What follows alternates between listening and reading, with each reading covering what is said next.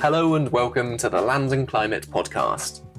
My name is Bertie Harrison-Braninsky, and today I'm talking to María Arango, a Colombian lawyer at the international human rights organization Forest Peoples Programme.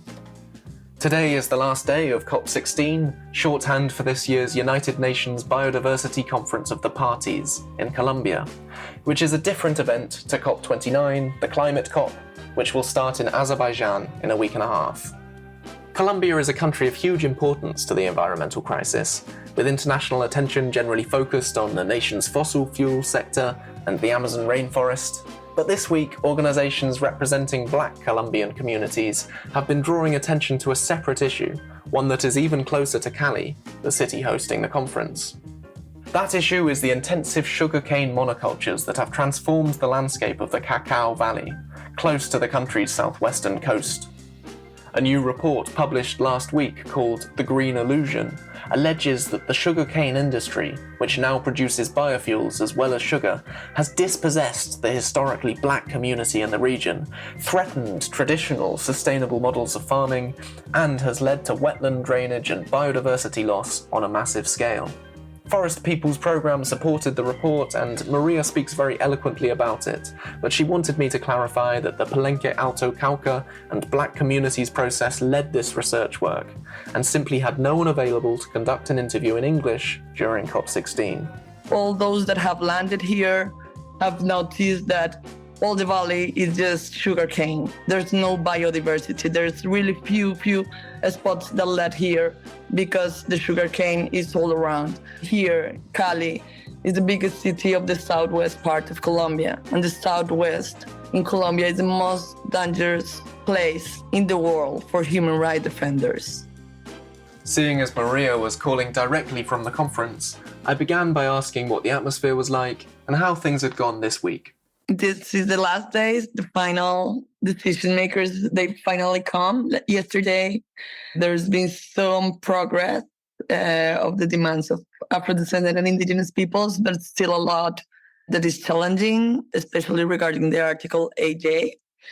So the ambience is like a lot of expectations and is eager to get it done, but it's still a lot of work to do in the following days.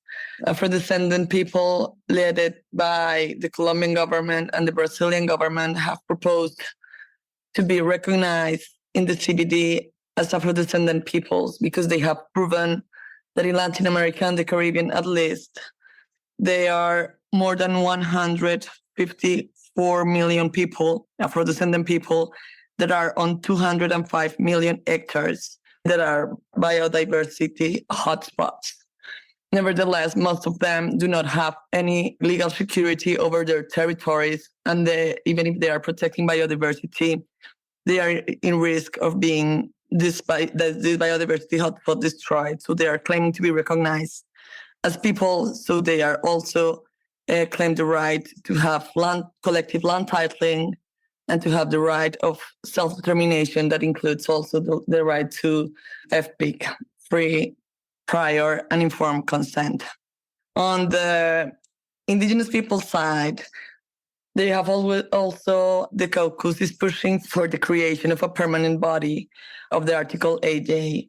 And today it's going to be a protest in the Blue Zone to push on this. So yes, the ambience right now is like the final push, and everybody have like highest expectations, waiting that this COP could finally include what Afro-descendant and Indigenous peoples are claiming. So kind of cautiously optimistic? And just to clarify, 8J is the article about traditional knowledge, is that right? Yes, it is. And it's also the article about how are the state parties going to achieve the goal of the 30% of their territory under sea protected to 2013. I'm sure that you were speaking partly from the Colombian context there anyway, but it sounded like that was a broader summary. So I was interested to ask you, I mean, amongst Colombian organizations and civil society, has this been a big moment, this COP? What's the mood like amongst the Colombian networks?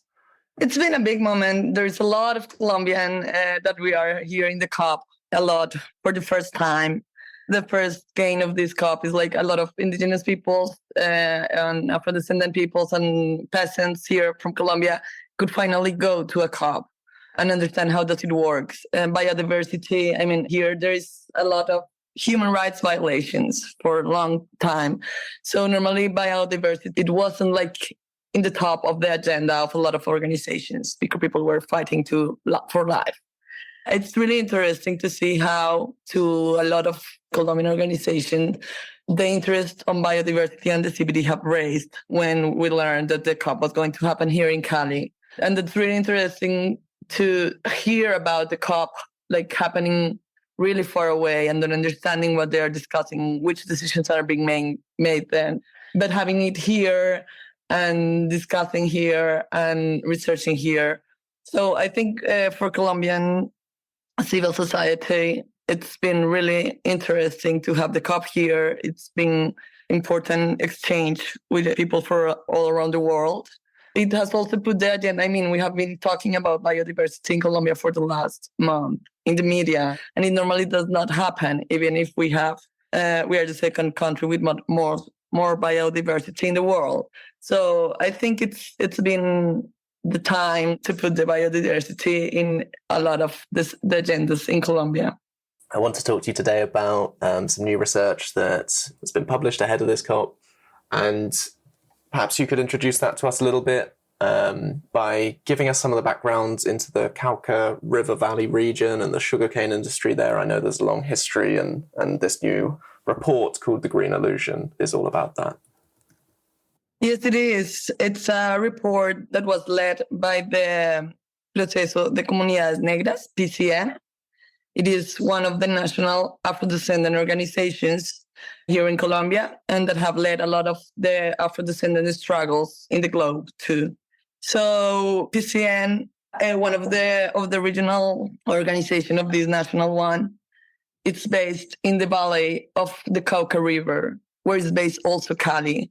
The reason why this is a region where there is a lot of Afro-descendant people, it was because we are really close to a city where the slavery market was really important. And thus they bring a lot of Afro-descendant people in the slavery time.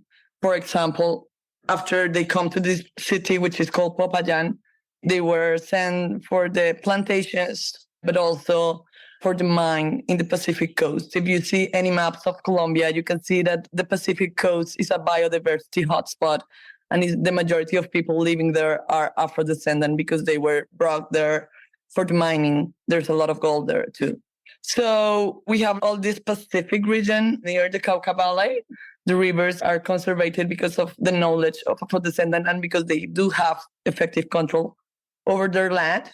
But there are also other Afro-descendant peoples that are located in the Cauca Valley River, and they have lost control over their lands because since last century, the sugarcane monoculture plantation started to be more and more invasive. But to understand what happened here and why we are talking about this region in this COP, it's important to say that when the slaves fled the slavery, they needed a safe place. And the safe place was a waterscape with a dry tropical forest that protect them. If they cut it at the time, the forest, they will be captured again and bring back to the slavery. So they were not from the area, they came from Africa, but they learned how to live with the forest, how to work in the forest, how to protect the forest, how to get the food from the forest. And they created all this economy and society of freedom that they nowadays call the ancestral farm, because it's the system that allowed them for 1 century to live in freedom. And this freedom was in peace with the nature. So it was like that until the sugarcane started to expand in this area, especially after the Cuban Revolution, because most of the sugar that was sold by Cuba to the US, once the revolution won, some other country had to send that sugar to the US. And that's why this was an important moment in the 60s for the expansion of the monoculture. That was also the moment when the Green Revolution, which means monoculture, which means seeds that have been modified, which means chemicals, has been used to expand the monoculture here. Even if people were coming, all the world coming to Cali to talk about biodiversity, all those that have landed here have noticed that all the valley is just sugarcane. There's no biodiversity. There's really few spots that led here because the sugarcane is all around. And that's why in this precise moment, the Afro-descendant peoples that are still keeping these small farms, forests, they want to show all the harm that as Afro-descendant people they have suffered because of the sugarcane plantations. They want to show how the rivers have been destroyed, how the riverside has been dispossessed, and to show how they do have the knowledge and the solution to restore all this Cauca Valley. So we're looking at issues around displacement and dispossession, privatization, intensification of agriculture in this area. How much of that has been continuing in more recent years? Is this really a mid-20th century issue, 60s and 70s, or have all those trends continued to get worse in the past couple of decades? It has continued, especially due to the greenwashing, because now they are not just selling sugar. They are selling energy, they are selling plastics, they are selling paper, all made of sugar of the cane. For example, just in the early 2000s in Colombia, in order to have less fuel coming from fossil, there is a law that promotes that all the diesel is mixed, a percentage of oil, but another percentage for agro fuels. And what had happened there is that they find a market that is guaranteed. I mean, you have to buy it because you have to put that percentage of the mixture. That was the very precise moment with sugarcane intensified here in the valley. I won't say expand because they don't have any more like flat areas to expand. But for example, the palm oil plantations expanded in other region of Colombia. This paper or this agri-fuel is not made from fossils. But it's not true that they do not pollute because the rivers are completely destroyed. They have violated human rights here. And nobody seems to ask about that just because it's presented as a green solution. And that's also what PCN is calling here is we cannot say this is the solution because we have seen in our territories how agribusiness for more than 2 decades now, or how like these solutions are presented to be green, have not changed the way they do business. They have not changed the way they relate with the communities. They are still polluting the rivers. For example, dried a lot of wetlands in the area, which were essential for the ecosystems and the biodiversity. So if the model does not change and we just change like oil for sugarcane or any other source of the energy, it doesn't mean that this energy is clean. It's not clean from pollution. It's not clean from human rights violations because they are still implementing the same system of making business, and that has to change if we really want to stop the biodiversity destruction or the climate change or the desertification. This cannot continue like that.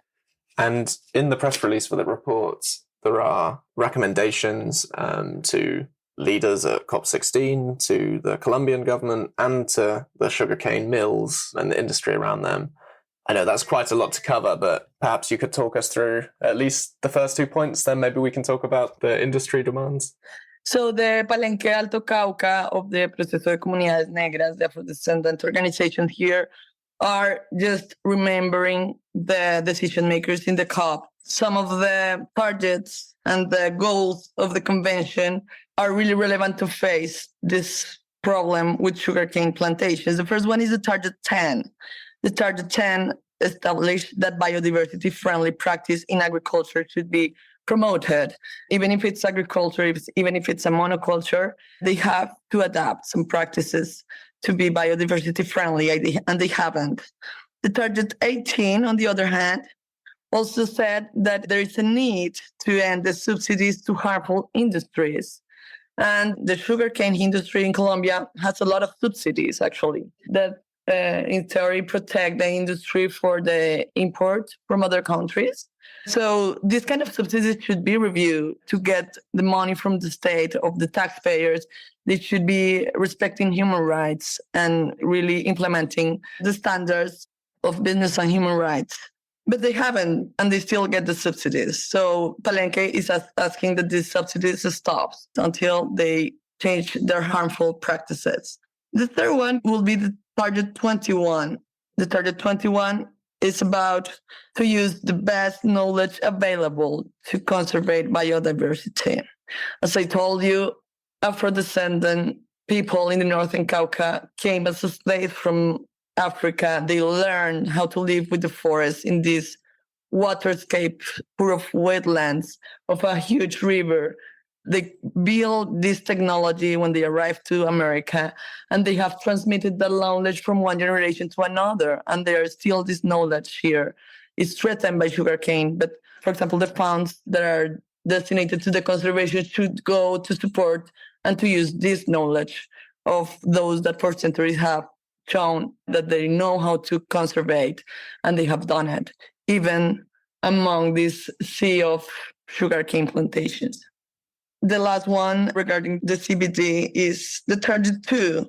The Target 2 is about the compromise that have state parties to restore 30% of the degraded ecosystems. So in this point, what the Afro-descendant people are asking to the decision makers is to implement this Target 2 to get to this 30% of restoration. They have to work with Afro-descendant peoples that know how to do it. But for that, Afro-descendant peoples need their land right restitution and the restoration of these habitats and ecosystems. It is urgent that in the valley there is a change of use of the land. We cannot keep 50,000 hectares just planted in sugarcane. These hectares that could have this ancestral farm that produce food and not just sugar. It's important that this happen, but for this, Afro-descendant needs to have the effective control of the area, and for that, titling and the recognition of the right lands.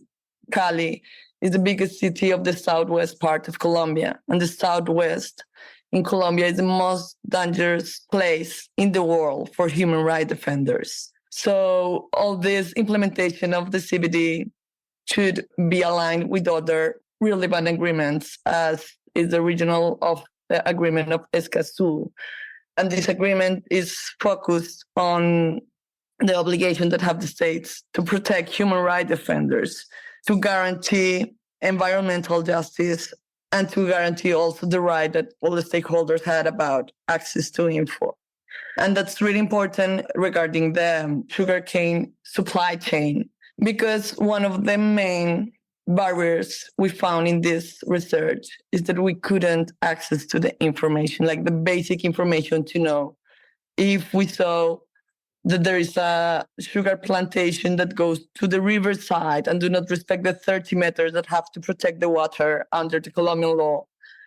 We hardly can link that special farm with what you buy there in the UK, for example, because they do not give information about who are the suppliers and who are they selling to.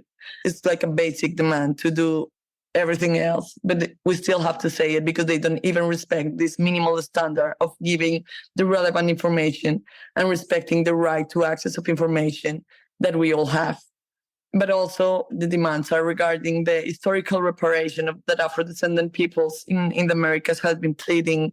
And the historical reparation is not only about the countries that promoted the slavery, also these kind of industries that have dispossessed them from their lands, that have polluted their rivers, they also need to be part of this historical reparation. The main demand is for all those that are involved in this supply chain, all those that invest in these companies has to recognize that this is not a green investment, have to recognize that there are some impacts of the sugarcane plantations on the environment and on human rights. And how has the report been received? I mean, I'm presuming you've been talking to people about it all week, and I know there were a few events held around this subject area. Have you had good response from anyone? Does it seem like it's made any impact or could do?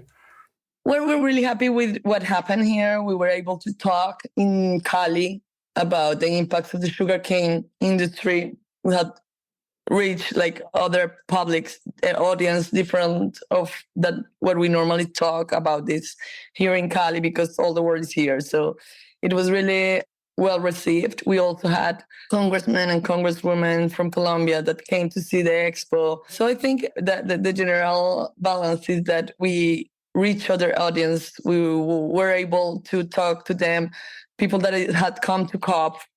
They are having like a global discussion, and it was the perfect opportunity to see how this global discussion links with the local agenda of what is happening just around Cali. Cali is completely surrounded by sugarcane plantation.